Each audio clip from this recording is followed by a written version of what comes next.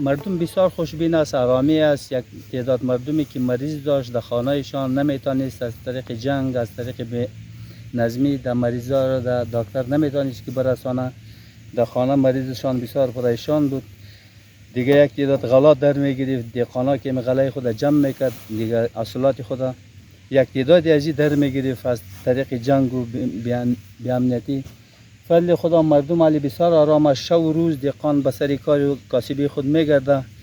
شب 10 بجه شب میبینیم که دیقانا اوسیسو در کشت و کار خود، داوداری خود بسیار امتو خوشبین است. ما خیلمانای ما در گرفت، بالاخره خانه ما مثلا نفر ما مرمی خورد، مثلا با جنگ عرض رفتیم آواره شدیم در بدشتیم. بالاخره امروز یعنی ما میخوایم که مقصد آرام باشه، هر حکومتی که باشه با ما آرام باشه، آرامی را بیاره، مثلا ارزانی را بیاره. مشکل اصلا ولی ما میریم کار پیدا نمیکنیم، مثلا دوباره برمیگردیم از شهر میاییم. این رقم کارا مثلا ما در آرامی خوش هستیم. چرا؟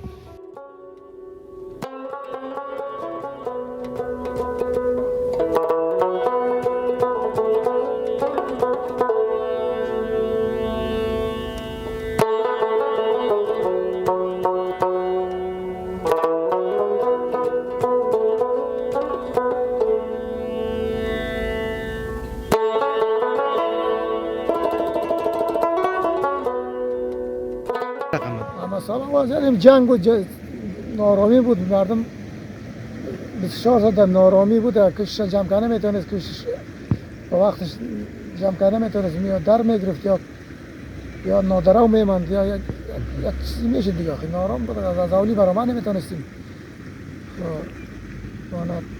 یعنی امسال فرض خدا آرامی است یعنی امسال.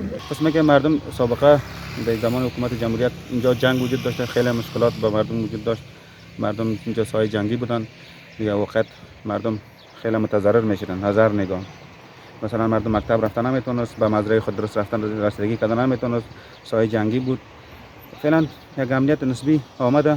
تقریبا مردم از این حکومت، از این ولایت تقریبا تا جای راضی هستند.